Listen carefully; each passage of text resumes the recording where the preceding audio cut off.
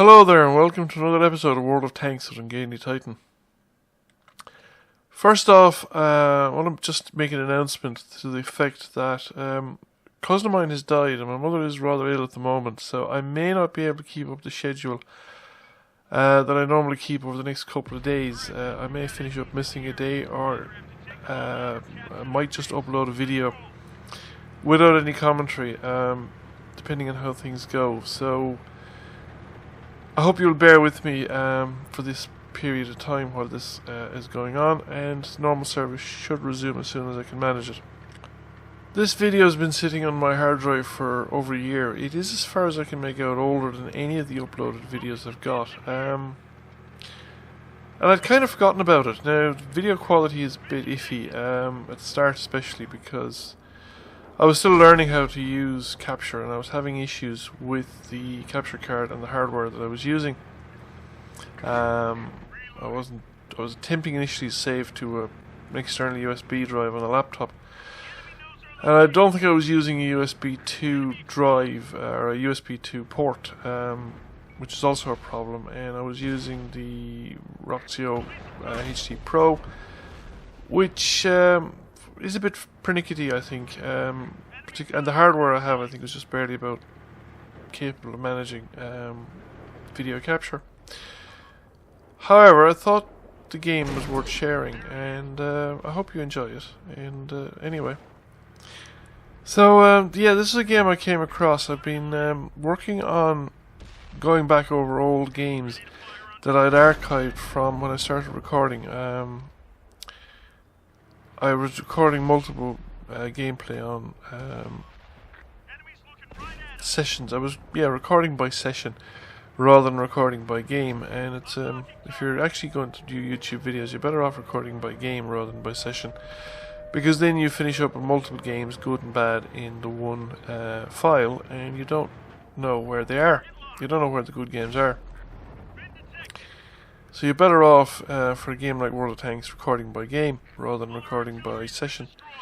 However, I've been going through the old videos, and I thought this game was worth sharing. I make quite a lot of mistakes, but I still managed to play well enough to pull off a decent game.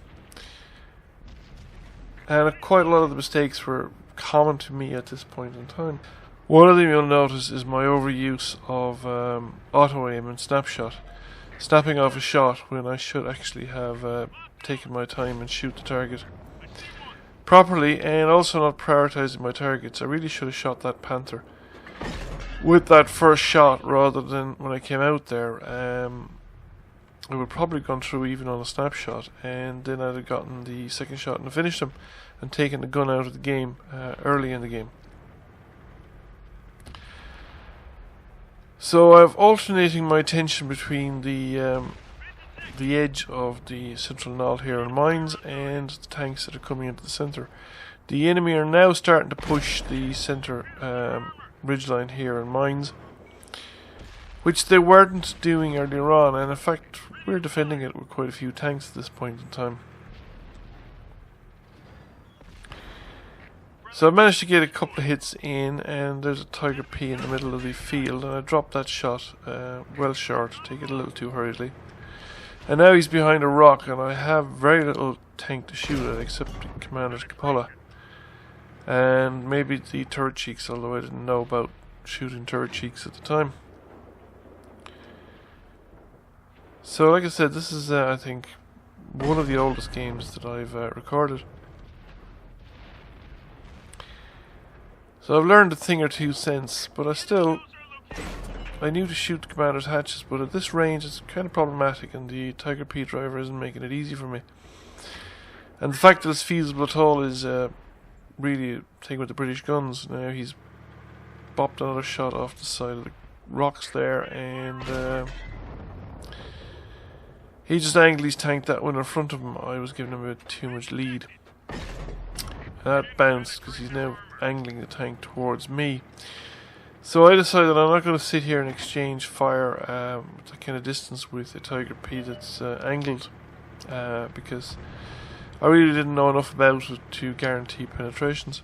Instead, I come back up here to the other side and see what I can see. Now, I went over the edge a little too far there.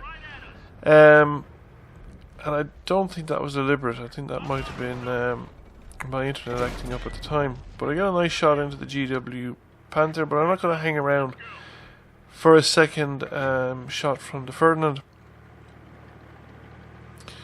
because he just removed close to half my health. So we're going to come back down and see if there's anything to be shot at from this side. So the Tiger P has moved on, and I have the side of the turret, but he pulls back and that one just slides over the top of his turret.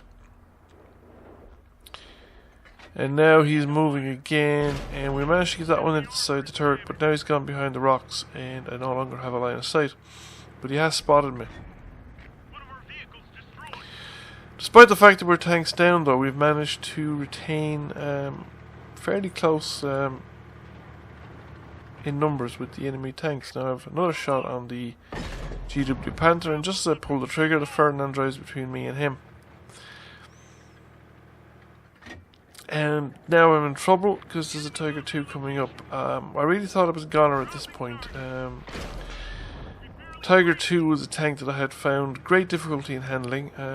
They're very well armoured from the front, and at this point in the game I had no real idea of how to deal with a Tiger 2 except load the premium rounds and hope for the best. He's managed to get some hits in. We've got a hit in there to the front plate, and I was trying to get around him, and whatever way he's given me his back, and that's all I needed. Put a shot into him, didn't quite finish him off, but one of my allies manages to finish him off, and I'm quite grateful. So now I'm driving out again. I'm going to stop here behind the rocks, wait for the Sixth Sense to go away, and then I'm going to peek out again. See if there's anybody else left over here. We are same number of tanks killed, but we're down tanks. We're down 2 tanks. They've 11, 12, so a couple of our tanks must have drowned themselves or something.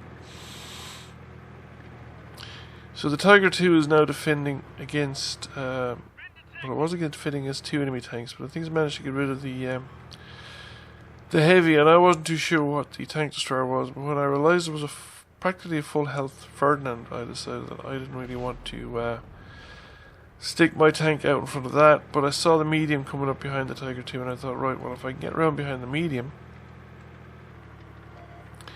he's a one-shot kill, I should be able to finish him off. So I'm coming around, but the Tiger 2 turns around and finishes off that medium, and at that point I spot the guy in the cap circle and finish him off.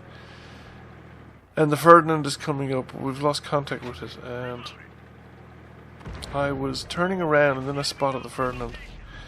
Managed to have a fairly lucky escape there, but I got a hit in, and I want the Ferdinand to follow me, which is why I stay up here. I pause for a moment, point the gun at the corner to get the shot off, and then I duck down as quickly as I can, because my hope was that Ferdinand is trying to engage me. The Tiger 2 will have an opportunity of coming at him from the rear, and the Tiger 2 is moving in that direction. And there the Tiger 2 has managed to get a solid hit into the Ferdinand, but he didn't manage to cripple him or track him, so the Ferdinand is actually now turning. So I've decided I'm going to go back around and help the Tiger 2. I can't do anything more from down there. Tiger 2 is backing around towards me. The logic here at this point by me is that if one of us can draw the shot from the Ferdinand, the other one is bound to kill him, because he's a one-shot kill. All we need to do is penetrate, and all we need to do is get him to shoot, because then he cannot kill both of us, and the remaining tank has a very good chance against the artillery. But I managed to see the merest sliver of Ferdinand there and put a shot through him, nearly back into the path of the GW Panther, and the Tiger 2 finishes him off. So, I remember that game. It was a very exciting and intense game at the time, and I hope you enjoyed it. And so here we are at the final results. I did over 3k damage. Didn't make a lot of money because of the amount of premium ammunition I fired. I kind of forgot that I was firing premium. after dealing with the tiger.